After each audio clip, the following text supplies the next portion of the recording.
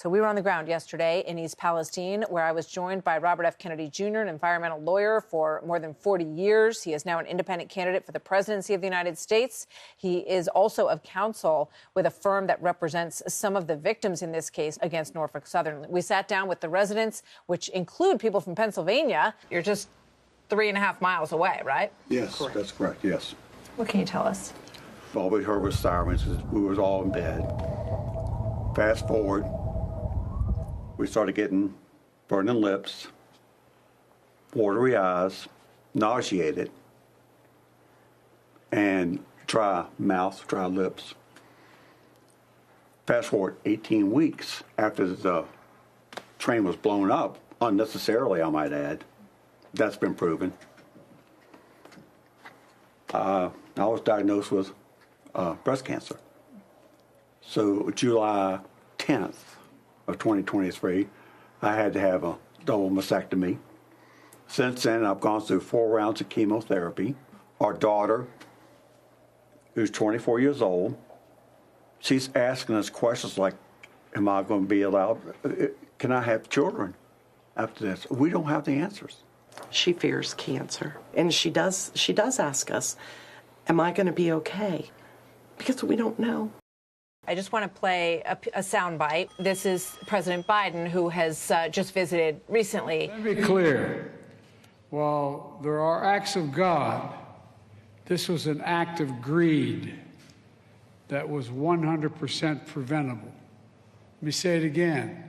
An act of greed that was 100% preventable. We know multi-million-dollar railroad companies transporting toxic chemicals have a responsibility to do it safely.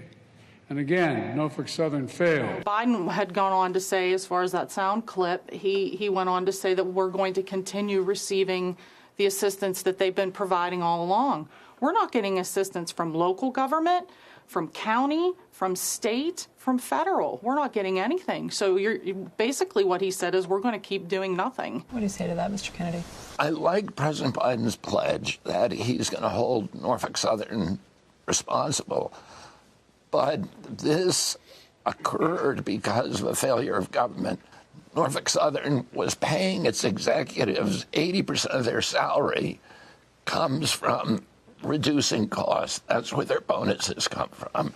The company should be criminally charged for what it did to this community. It was an act of theft. It stole the property values. It stole the health. It stole the pursuit of happiness from this, this wonderful community. They stole our lives. Yeah, it stole the lives of people. All of you were nodding your heads, but how does it impact how you look at this election? You know, we have seen so many people that have come through this community over the last year, and many of them have been just self-serving. But we're so tired of hearing they're going to make it right, that we want specifics. You know, our human health. It's not a red issue. It's not a blue issue. This is an issue of human lives. Yes. You know, politics has no business in this issue when it comes to children's lives, is they don't know what's going on in the ground at the federal level.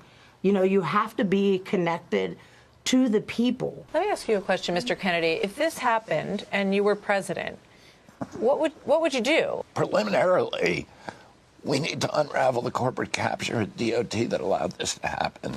Why isn't the Attorney General investigating this and filing criminal charges? This is a crime. What happened here? This whole town is a crime scene. I mean, what I would love to see President Biden say is to come in and say, this happened because of a failure of government.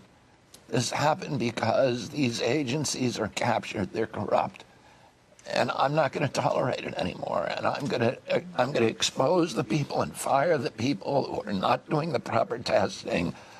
I'm going to prosecute the people who are responsible at the outset, instead of kind of a vague promise that we're going to take care of everybody.